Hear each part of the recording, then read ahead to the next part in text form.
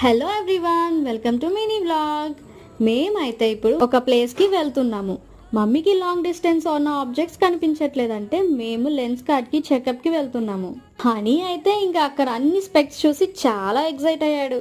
అమ్మ నాకు ఇది కావాలి అది కావాలని ఒకటే గోల.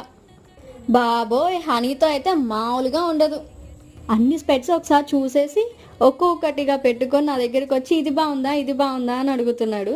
లాస్ట్లో ఒకటి ఫైనల్ చేసుకొని వచ్చి అమ్మ నాకు ఇది నచ్చింది అని అంటున్నాడు. అక్కడికి నేనేదో ఒక స్పెక్స్ తీసుకోలే నానా అన్నట్టుగా.